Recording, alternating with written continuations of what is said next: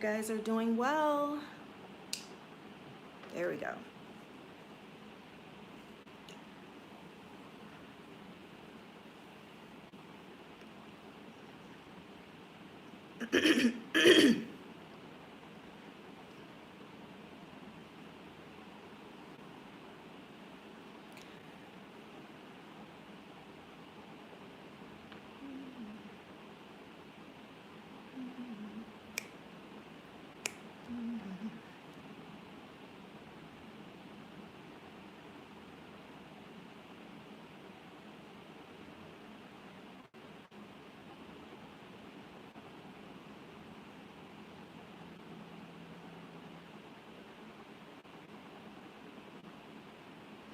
If you can hear me, you guys, and see me well, put a number 9 in the chat. Just waiting for some people to come on in.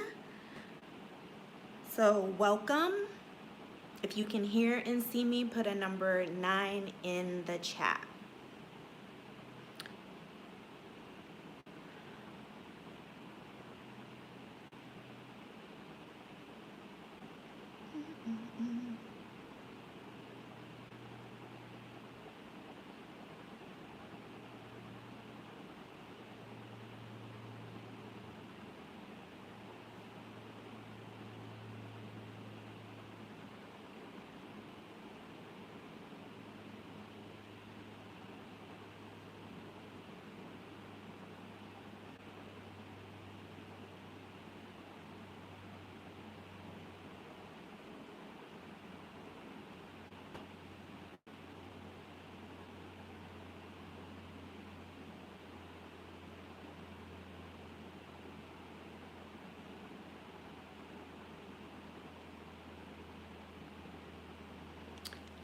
You guys can hear and see me, put a number 9 in the chat. Everybody come on in.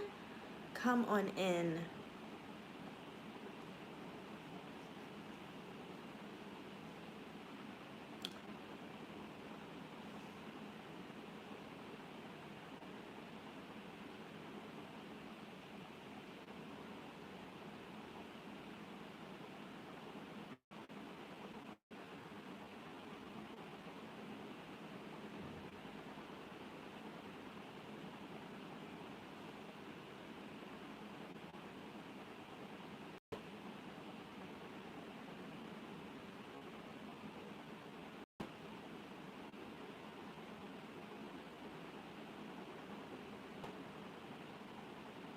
If you can hear me and see me, put a number 9 in the chat. Greetings, everyone. I'm just waiting for some people to come on in. I know in the West it's pretty early, but on the continent, our day has started for the most part. So if you can hear me and see me, put a number 9 in the chat.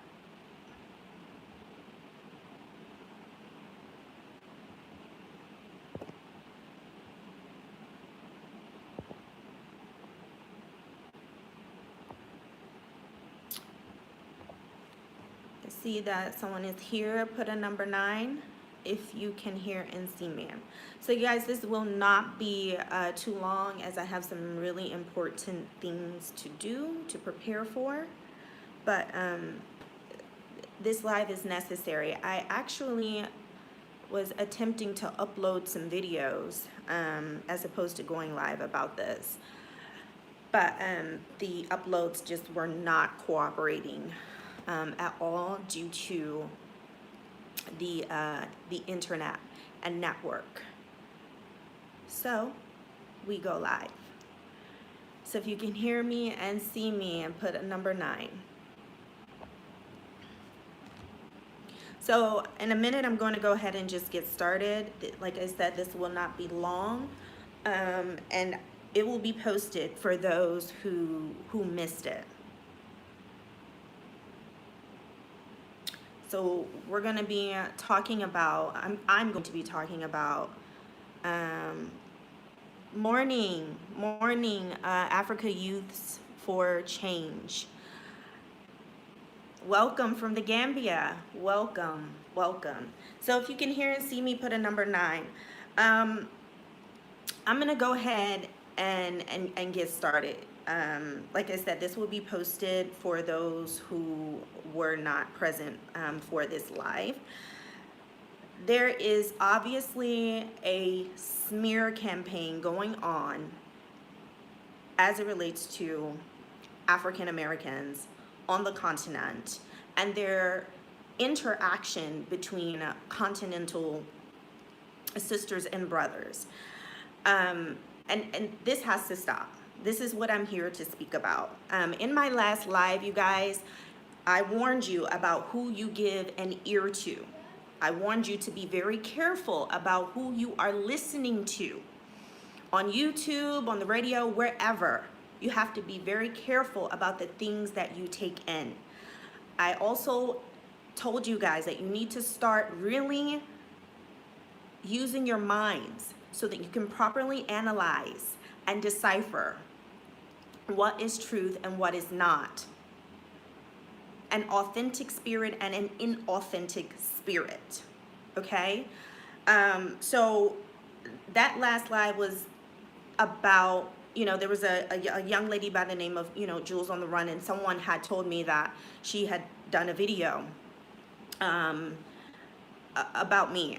And I wanted to speak about some of the things in particular that she was speaking about as it relates to the Pan-African movement, and she's saying that it needs to be earned, that Pan-Africanism needs to be earned. She said a lot of things that were very troubling, saying that, African Americans are not African, and I mean, just so many things. You guys can go back to that live and see what my response was to that.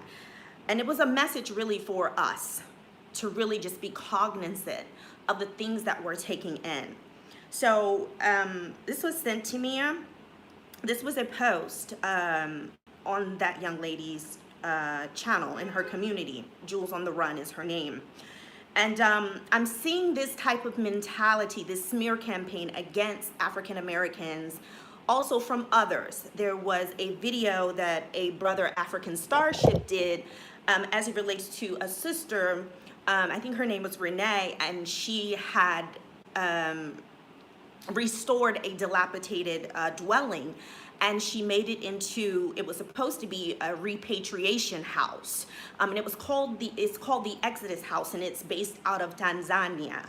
And so I'm starting to see this theme of so-called black, well, I'll say black people, and them creating a smear campaign against so-called African Americans, and really creating division between the two, when really we're in a time where it has to be the opposite. It has to be unity.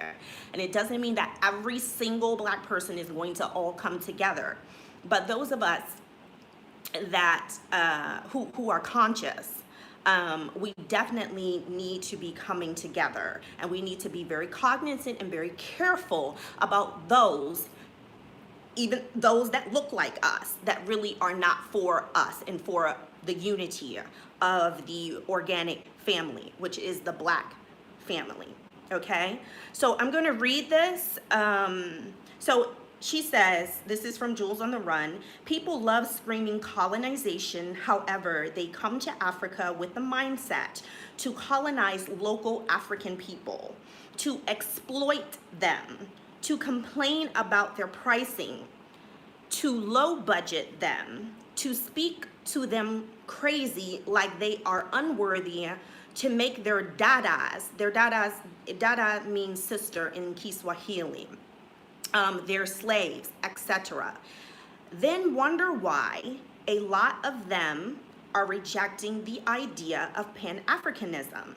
If I start interviewing some African people, y'all are going to be angry, because then I'm going to be looked at as a person trying to divide us. However, I am not, because I treat everybody equally. I don't care who you are, but things need to be better. Let's be real about what's really happening. So there's so much more to this, and I'm going to speak about certain parts of it. And she's speaking about, in particular, the interaction between African Americans, so-called African Americans, and local Tanzanian brothers and sisters. So I want to delve into the first part about people love screaming colonization. People love screaming colonization. However, they come to Africa with a mindset to colonize local African people, to exploit them. Let's start there. When you're making such statements and accusations, it has to be substantiated. And for anything to be substantiated, there has to be a consistent pattern of this behavior, and it has to be well documented. Well documented. You can't just spew things like this out as truth. Who's coming to colonize, and what proof do you have that that is the mindset of the majority of the sisters and brothers that are coming over? Because I wholeheartedly disagree with that. And there's no proof of that.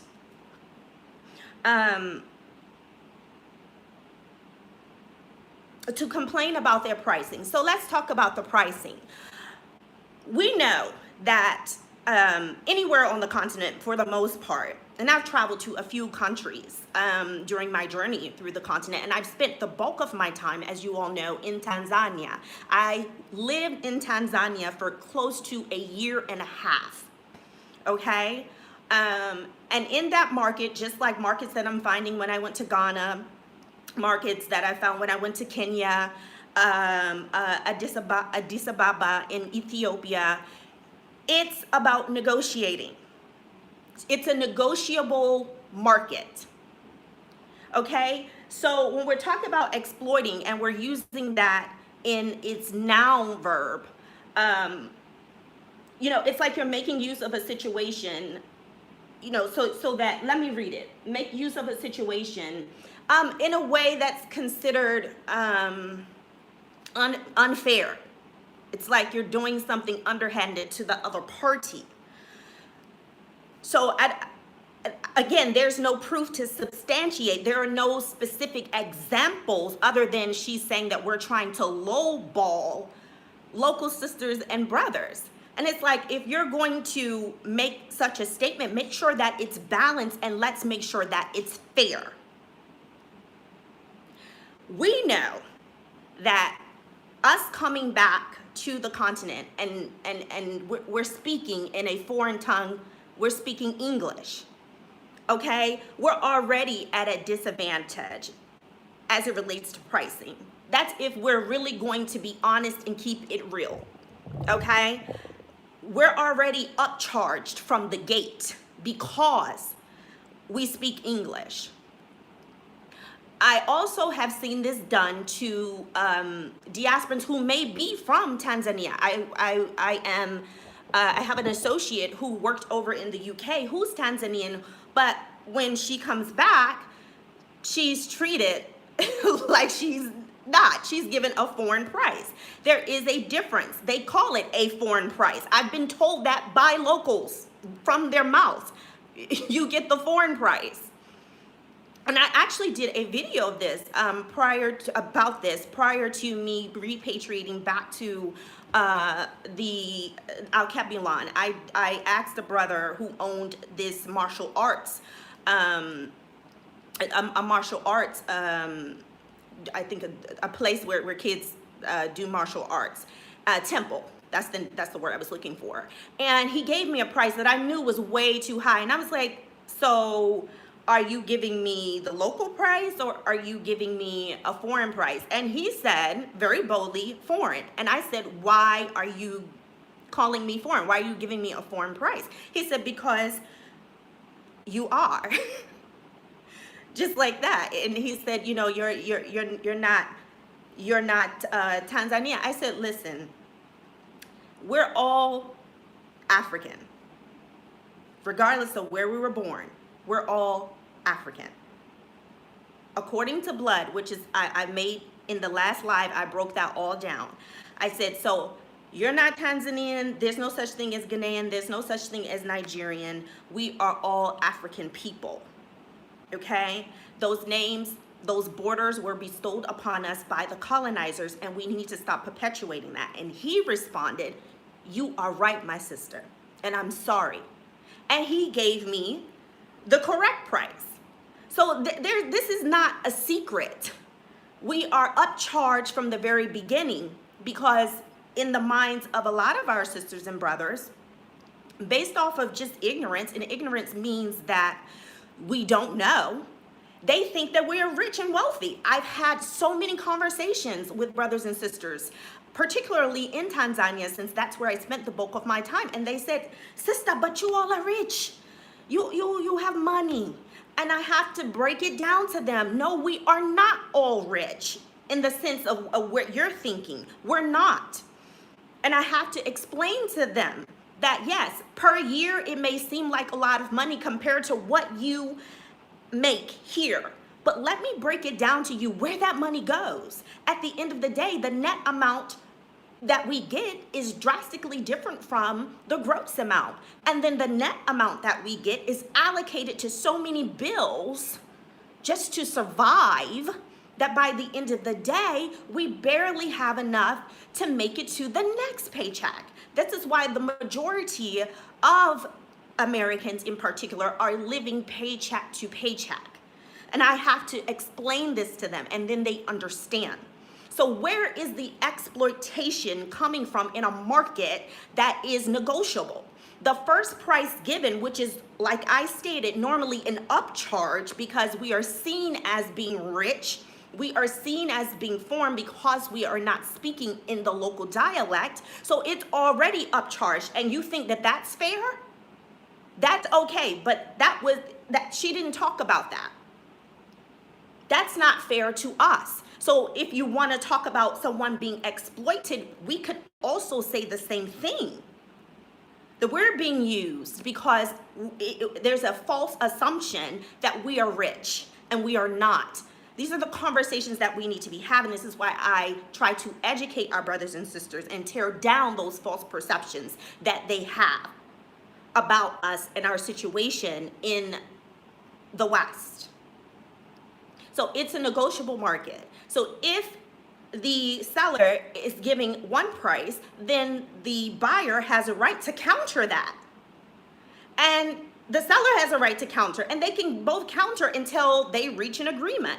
Sometimes they reach an agreement and sometimes they don't. I don't have to accept the price that you're giving me. So she's saying it as if, you know, like these are like concrete prices. They're not. They're not concrete. They're negotiable. And if we're going to be fair about someone being exploited, we could say that can happen on both ends because we're already upcharged. So I'm going to end on that, talking about that part. As it relates to treating our dadas, which our house help, like slaves, again, just spewing out these statements, and there is no proof. There is no proof. She's just saying this to sully the character of so-called African Americans, and that's evil. Very, very evil. I know for myself, I had house help, I had a gardener, multiple fundies. I always overpay them, and I know it. I get reprimanded by locals saying, why are you paying them that much? That's not how much they're supposed to be getting paid. That's too much. I've got reprimanded for being too lenient on my house help, because here's my thing. So I am an introvert by nature. I love my privacy. So this is how it works in my home with my house help. Once you are done, go home. Yes, I may set the hours at 9 to 4. My house help, my gardener, they have never, ever, ever stayed until 4 p.m. By 12 p.m., 1, they're all gone from the house. All I ask is that when you come to work, do your job to the best of your abilities and to my standards, and then go home. I want my house to myself and have my peace, and I want you to go on and have a wonderful rest of your day. And I know so many others who are operating the same way. They're operating the same way. And those who do have, whether you have a live-in or a live-out, they're overpaying according to the local standard that was already established prior to us getting here. There's other Tanzanians who have house help, and they're not operating like we're operating. Again, they say we are being way too lenient. And I've seen why they say that in some areas. I see that sometimes they like to take advantage when you're too lenient. I have seen that. But what do you mean treating them like slaves? They're getting paid more than they're accustomed to getting paid. This is what my house help tells me. This is what other Tanzanians tell me, that I'm overpaying, and other so-called African Americans who have house help are doing the same thing. I know a sister who had a live-in house help, and when that sister went off to school, they made sure that she had everything that she needed for school. So what do you mean they're being treated like slaves? In what way? They're being paid, and they're being above the average of what they're doing. They're being very well provided for. I know, like myself, my house help, maybe her mother is sick or whatever it is that she's needing. If she's needing to go to a doctor's appointment and she doesn't have the money, I make sure that she does. I've had gardeners, they have not had shoes. I've made sure, whatever it is. So what substantiates such a reckless statement and a mischaracterization, a deliberate one? African Americans treating their house help like slaves. What proof do you have to substantiate this? We would like to see that. We have to be very careful, you all, because there are a lot of tares planted among the wheat that look just like us. We have to be very careful. There are a lot of counterfeit spirits that look just like us. This is why I implore you to use your mind so that you can properly analyze and dissect what this person is actually saying and the spirit that they're coming in. You can't say that you're not trying to create division when all of your statements are divisive. They're unfounded for the most part and unsubstantiated. You gave no proof. It's not fair. It's not fair in any way, and it makes no sense. So I'll continue on. Okay, so this is the second part. I know personal people myself who own businesses that don't want to work with Black Americans. Why? Because of the stuff y'all do here on the motherland. Now, when you say y'all, that means you're not included, which means you don't consider yourself to be a part of the so-called African American community. Okay? So a quote from a Tanzanian businesses owner, and I quote, "Black Americans think they will come here and turn us into Black Americans, and they will become the whites. I'd rather not do business with them because they don't respect my pricing and just want to exploit our people. Let's not forget their favorite line. In America, I wouldn't pay this much for this. In America, it wouldn't be like this, etc."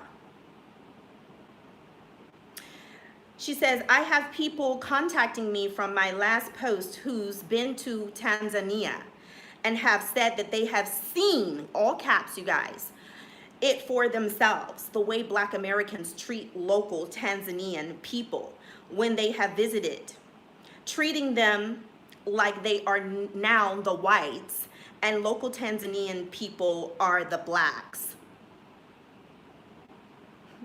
They have seen it for themselves, saying to me, I wonder if they would do this in America. Okay, there's another part.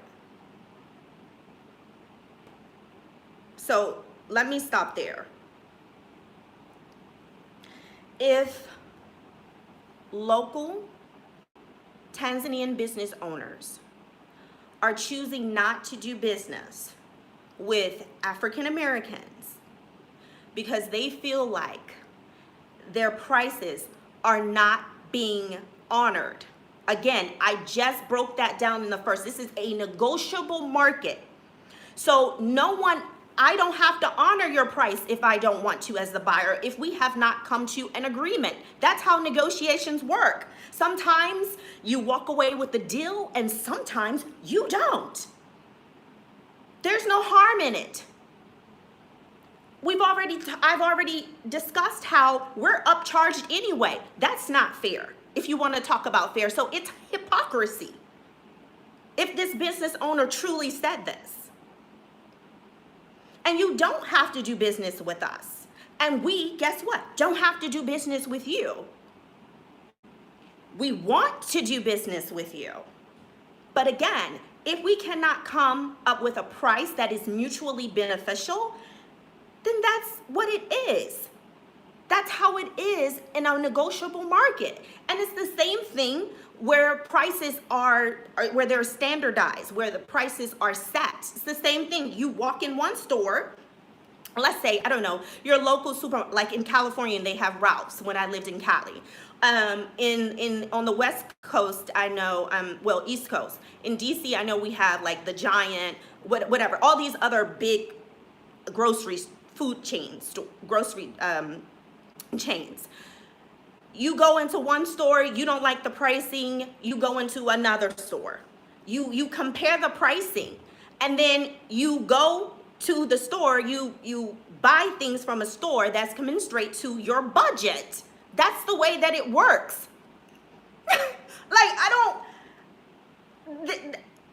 This is foolishness, you guys. I want you guys to be able to see what's really going on here. This is foolishness. This is a person who is speaking out of gross ignorance. And people are really taking ear to this. I want you all to be smarter, to be wiser. Please. We are in perilous times, and it requires that you are cognizant, that you are aware, that you're using your mind. The universe is mental, everything. This is the thing that you need to guard with your very life. Guard your mind. Okay? This is absolute foolishness because you can't agree on a price, so you just don't want to work with any African Americans. Well, guess what? You're losing out. Because the truth is, we're here. We're coming back. We're going to continue to come back. And we're coming back with a mind and a heart, for the most part, to contribute, to work together, for the most part. And if you want to miss out on that beautiful partnership that's mutually beneficial, then that's on you. You don't have to participate. But don't try to join in a smear campaign based on unfounded and baseless, or based on isolated sporadic instances, and then try to morph that into an overgeneralization of the interaction between African Americans and local Tanzanian brothers and sisters, as you know, and as if we're really coming to abuse them. It's unfounded. It is unsubstantiated. It is unsubstantiated, and it's not okay. It's not okay. Okay. And this thing about, again, us becoming the whites and them becoming the blacks. I mean, I can't even. That thing is so ridiculous. Like a people that were colonized themselves, you know, a people that were enslaved, a people that had everything ripped from them, their language, you know, their culture, and them having to rebuild subcultures, you know, and other languages, i.e. Ebonics, which is actually being taught in universities.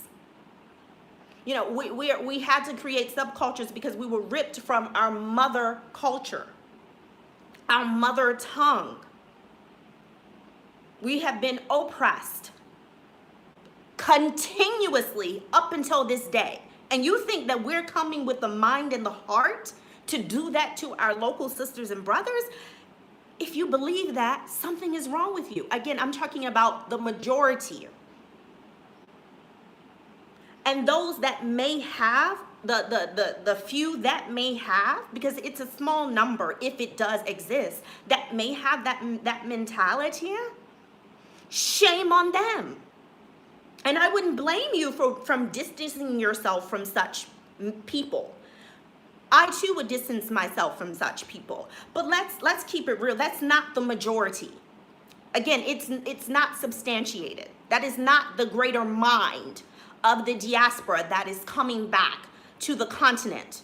We're coming to give, and we have given. When we open up our businesses, that's contributing to the expansion of the economy. And when we're paying our employees who are local sisters and brothers, and we're paying them more than the real foreigners that are here, that's not someone who's coming to take advantage. That's not someone who's coming to keep their foot on your neck. They're coming to uplift. And I need us to keep it real, really real, and stop this foolishness. So I'll continue on. So she says, I have people contacting me about my last post. Okay, so I read that part. So then she says, the issue is Black Americans have no power in America, so they come here and feel like they have power because they seem to think African people are poor and they have American money, which is a lie. Plenty of African people are very wealthy. When they realize that that doesn't work for them, they are screaming Tanzanian people or any African country are no good because they won't bow down to them like they thought their ancestors would tell them. It's like, this statement is so ridiculous, you guys. Laughter is coming upon me. Like we thought the ancestors would tell the locals to bow down to us. Makes absolutely no sense. But this is who you guys are listening to, okay? This is who you guys are signing a contract of agreement with when you comment, oh, yes, sister, you're right, I agree. Utterly ridiculous.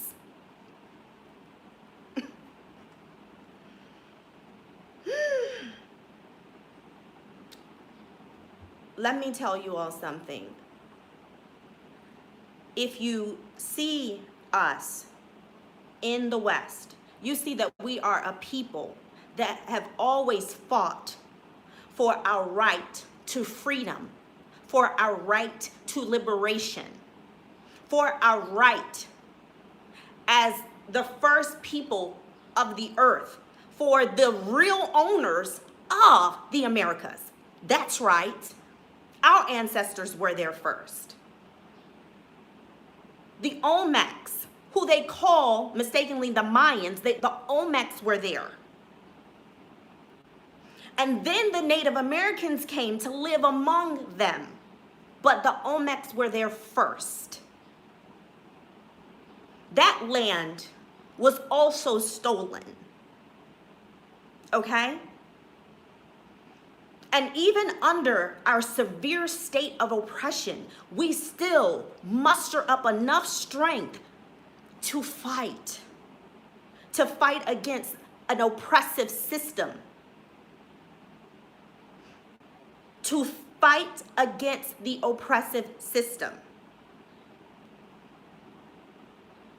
And that takes power within itself, to not just bow down and cower after you've been beat down day after day, after you're being abused and disenfranchised day after day at every turn. Last hire, first one's fired. When you're being redlined, when you're giving higher interest rates, when they barely give you loans, and when they do, they hike up the interest rates. When they tell you can't live in certain neighborhoods in a place that your ancestors literally built with their bare hands. When they're killing you for absolutely no reason, other than because they hate your black skin and the power that comes with that, because they hate who you are.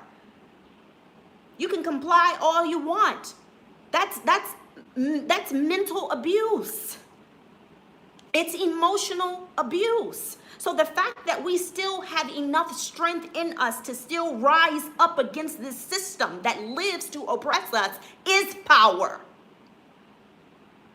So we're not powerless. And we most certainly don't come to the continent to erect ourselves as the colonizer and to recolonize our local brothers and sisters under our rule. That is not what we come here to do. Again, this comment is unsubstantiated, because thus far all we've heard to justify these statements, or a poor attempt to justify, is pricing, lowball pricing in a negotiable market in which we are being upcharged from the very beginning anyway. This is all that I've heard as an attempt to substantiate such negligent statements. There's a hidden agenda here.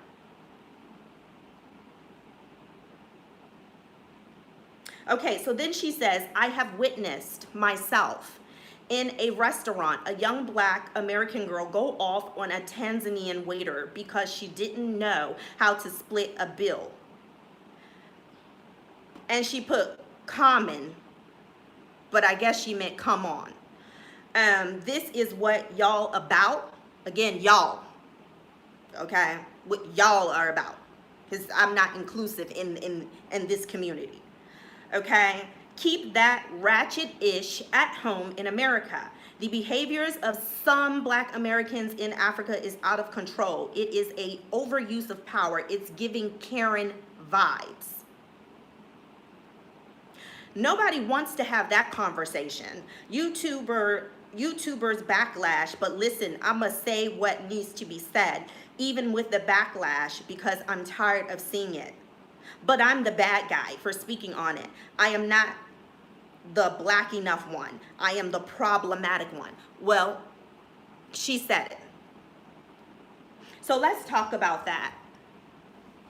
Now, we don't have the other young lady's statement input as it relates to the incident that she's speaking of. And because we don't have that,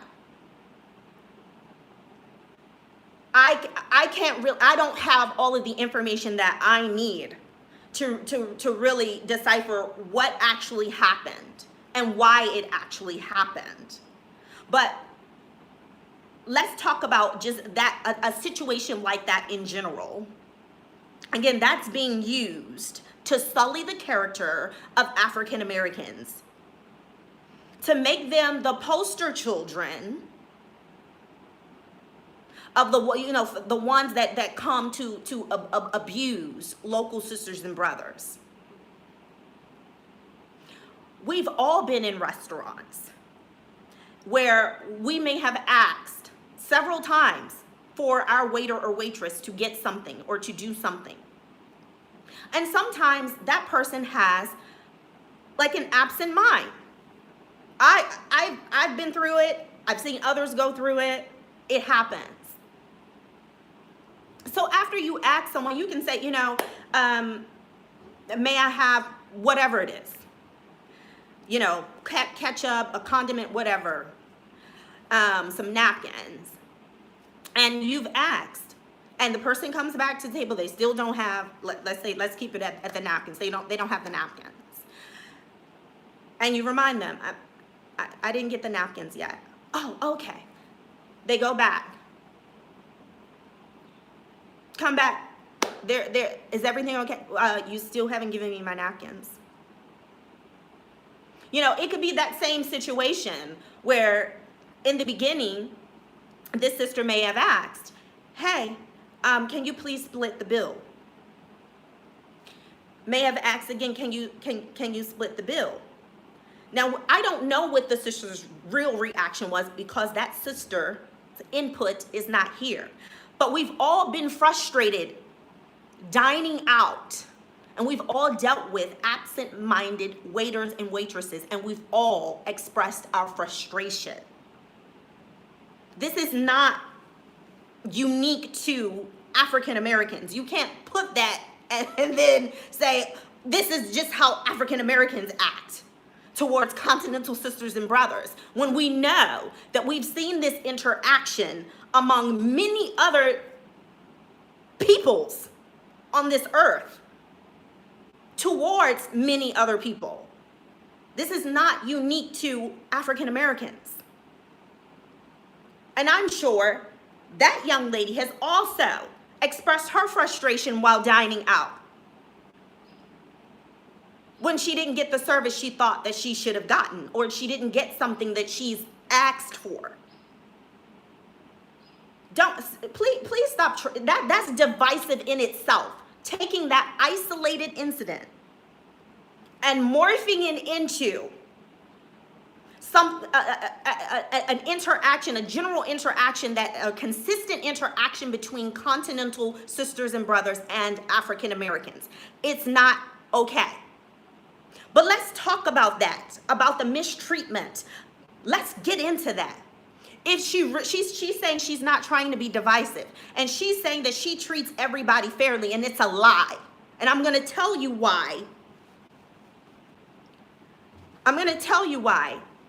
You know, this is all amusing, and she has an agenda, a specific agenda, a deliberate agenda to break apart the unity, the Pan-African movement, and create separation and division between continental sisters and brothers and so-called African Americans in particular. Again, I have lived in Tanzania for nearly a year and a half. My son and I, you guys, you know, we're foodies. We like to eat. We go out and eat. That's our thing. We have eaten at so many establishments in Tanzania.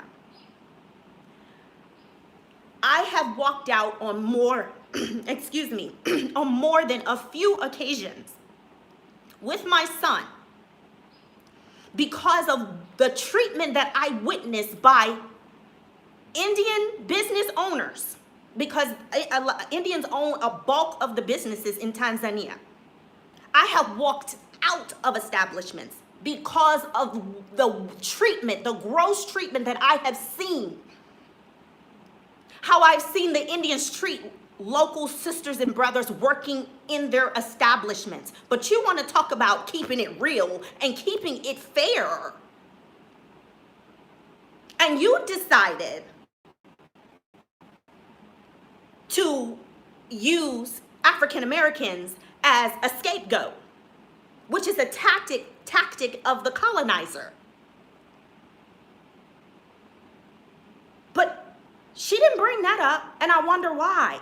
And I know those of you all that are here with me, and you have lived in Tanzania or stayed an extended period of time, or if you are local sisters and brothers and you want to be truthful and honest, you know that this is happening every single day on a large scale. I have had sisters and brothers from Tanzania come and they've talked to me, where I've pulled them out to the side and I've told them, you don't have to take that kind of treatment from them. They're in your land. They're already up above them in their own land. They own the bulk of the businesses in their own land. They're already over them. But you want to talk about us, and then you want to talk about lowballing prices, and then try to morph that into, you know, this tainting our character, and overgeneralizing and painting us with a broad stroke as being disrespectful, and as wanting to come and colonize brothers and sisters because we can't agree or we disagree with a certain price that's given to us, which is our right as a consumer. But nobody, she didn't talk about that. I wonder why. Oh, she's half Indian. She didn't talk about that though, deliberately. The sisters and brothers in Tanzania aren't talking about that. I wonder why. You want to talk to somebody about being oppressed, about being treated like a slave? Let's talk about that. Because that is happening on a large scale. Okay, I haven't even checked the comments. Let me see, you guys.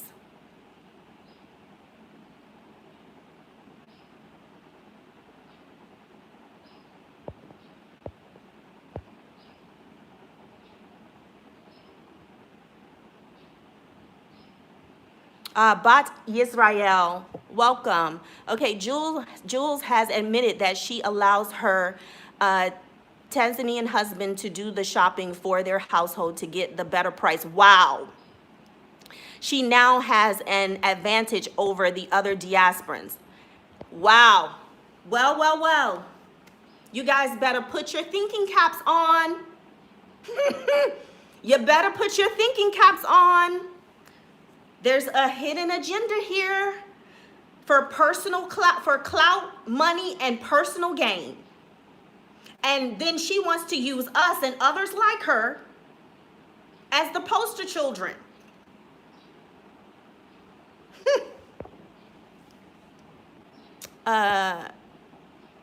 Jules and her husband also made a video about Tanzanian dada stealing from them, so they were exploited by a local TZ. To be exact, money was stolen by a thief. Wow. Contradictions. But she's telling the truth though. But you all agree though, as far as in the comments, you agree. You signed a contract of agreement with your commentary.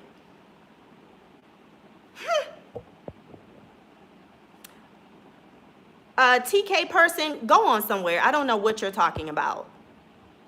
So a Tanzanian mistreat other Tanzanians as well. It's absolutely. A local Tanzanian walked off with our driver's cell phone after he gave him a free ride. Welcome, Miss Gloria. Also, my friend's driver ended up with stitches after he tried to prevent 2 Tanzanians from breaking into their house. Right. I don't blame all Tanzanians for the bad behavior of some, and they shouldn't do us like that either. Exactly, A. Exactly. Healing Juice, yes, she is an agent. I just pray the sister repent and get together. We're too late in the game for this. Absolutely, Healing Juice. Absolutely. Absolutely. We have got to get it together. But as I've told you all, there have been tares planted among the wheat. There are. And what is the saying? All skin folk aren't kinfolk. We have to be very careful about what we're taking into our ears and our minds, our eyes. It's all about frequency, energy. It's all about that. That's what it's all about. So when you're taking in people's words are energy. They emit frequencies. And it affects you whether you know it or not. It shapes your thinking. You have to be careful. This is not a light thing, beautiful ones. It's not a light thing. This is all I'm trying to get you all to understand. I've had to come to this realization, like, there's so many tares planted amongst us. We have enemies on every side. What is it? Dr. John Henry Clark says the black man and woman have no friends. That means within our nation and on the outside. So we have to be very careful, you all. It's a bunch of hypocrisy. And again, the Indians treat our sisters and brothers in Tanzania like trash. They pay them next to nothing. And they talk to them like they are their slaves and treat them as such. But then you want to single us out and talk about you're being fair? No, darling, you have a hidden agenda. And hopefully the local sisters and brothers who are listening to this, that you will also open up your mind so that you can be able to see the real truth and see what this person and others like her are trying to do. It's the same thing with the woman from the Exodus house. How I just saw a video, like I said, the brother African Starship did an excellent job, you know, in exposing, you know, the inauthenticity of this whole movement of bringing diasporas in. I saw where she was saying, come, you know, move out of America. She was saying that it's like, it's like living among vampires. This is not a direct quote, but she was like, you know, it's like vampirism living in America where they suck you dry, you know, and then you come back and you're just, you know, you're only left with a shell of yourself, which is true, you know, in a lot of cases. And she was saying, just come back here so you can rejuvenate yourself. Help me build this. Help me, you know, help me rehab this home so that it is beneficial to your healing. So I was extremely disappointed to see the total 360, and again, based off of isolated instances. So I have to wonder, what was your, what was your intentions? What were your true intentions? Because now she says that she will just use it as a wedding venue. But initially, your passion was to help sisters and brothers repatriate back to the continent, in particular Tanzania. Now you tell them, don't ask me for help with immigration. Go talk to immigration. Don't ask me for anything. You can go back to America and drown in shit for all I care. I mean, this is essentially what she was saying. And, you know, she was speaking in patois, you know, in some of the things that she was saying. And it was just like, but you were clearly acknowledging, you know, our oppression in America. And now, because someone has upset you among us, now you discard all of us. And you're making it seem like we are a problem on this continent. Like we can't be trusted on this continent. That goes both ways. There are a lot of things that have been done to myself and others. I've gotten so much money taken from me. I have gotten scammed. And there were times where I said, that's it. I'm just not going to help. I'm just not going to do that. But it just, what I've learned is just, again, mahogany, use your wisdom and discernment. Because before it was wherever help was needed, I was there. I was like, I got to help them. My heart was so open, you guys. But again, I had to balance that out because I was being taken advantage of. I have to balance that out. I've had brothers, so many brothers. There was one in particular. We were riding in the car with him. He said, Dada, he told my son and myself, he said, Dada, let me just tell you, all we think about is money. That's what he said. He said, we think about it from the time we wake up, from the time we go to bed. That's all we think about is how we're going to make money. And we want to make it in any way that we can. In any way that we can. And he said, so if I would give you any advice, it is, please don't trust anybody here. Because it's rare that they are genuine. This is what a Tanzanian told me. He's not the first one. So many. I can fill up both of my hands with brothers trying to help me, sisters trying to help me, and saying, let me go. Just like the sister was saying how Jules was sending her husband to the market so that she could get the best price. Why? Because she knew that she would be upcharged. Because they see her as not like them. And she's not speaking their language. So she's already a target. She, according to the sister, admitted it. And so I've had so many local brothers and sisters in helping me and saying, let me get it. Let me get it. Just send me. Because they will take advantage of you. But you want to talk about us exploiting them.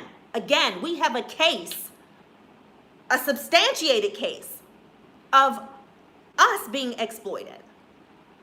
But we still have a heart and mind to work together. Because our very existence depends on it. Our survival, rather, depends on it. And again, it's not going to be every last one of us. It's not. But those who are spiritually inclined, those who lights are on, we have to join together and combine our lights so that it grows bigger.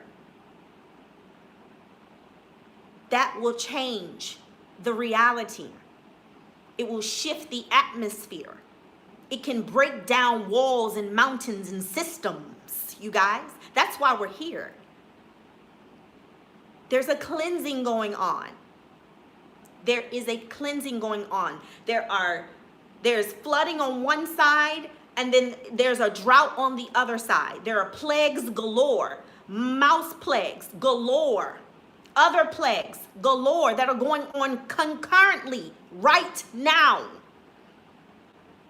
If you want to know what time it is, you better be looking at nature and daughter nature, because the great mother is the universe. You better be paying attention. That tells the true story. So I wanted to jump on here to again reiterate. And after this, I'm going to move on because you all have been warned. You have been warned.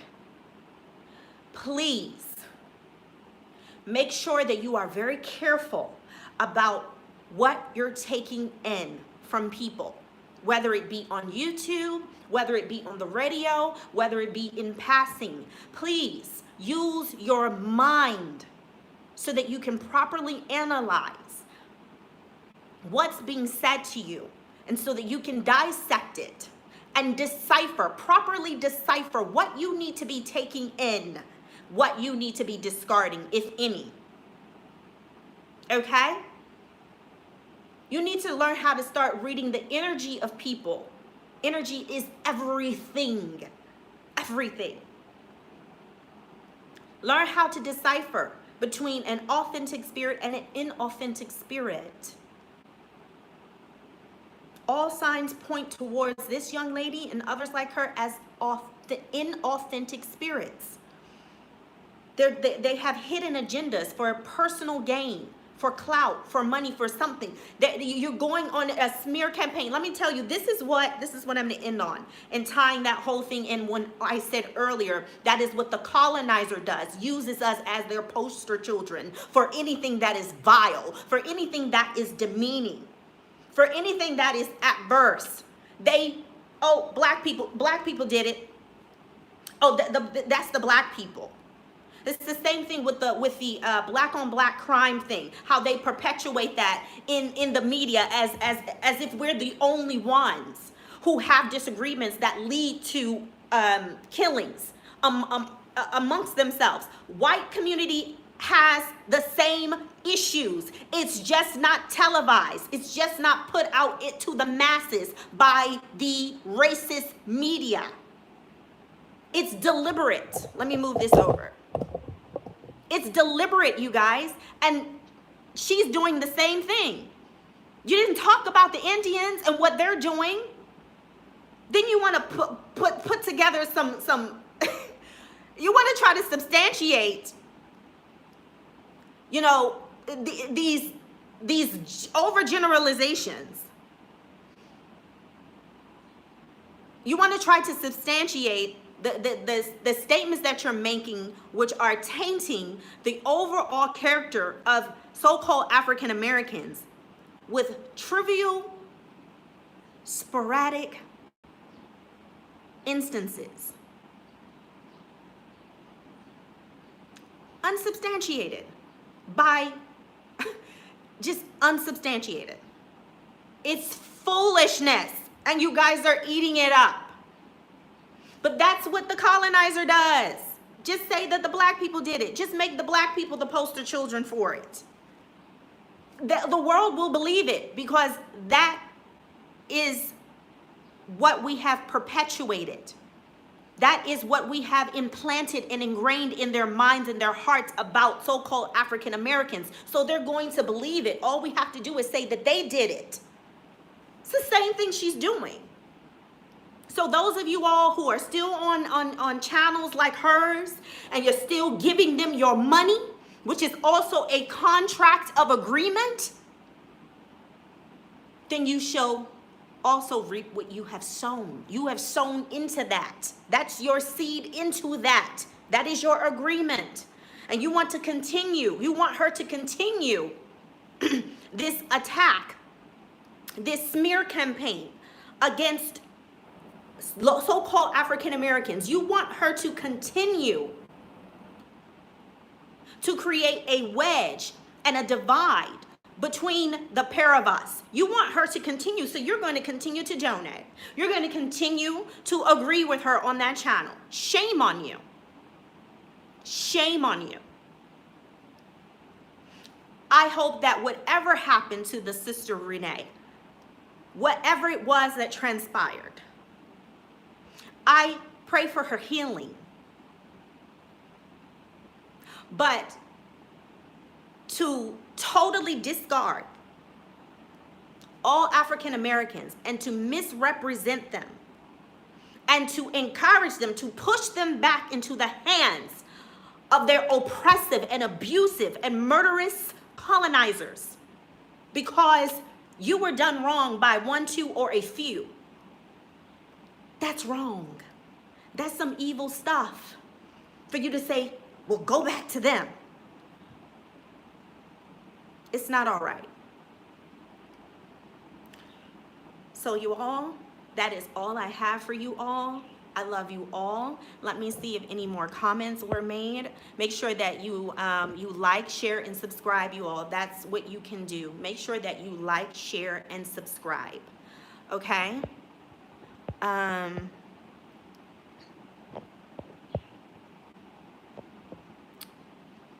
Okay, Renee has made a follow-up video to the one regarding the AA incidents. She realized that she was gullible and will be more discerning of who she is willing to help. Okay. Okay. Well, wonderful. Wonderful. So you guys, that is all that I have. Until next time, you all be good. All right.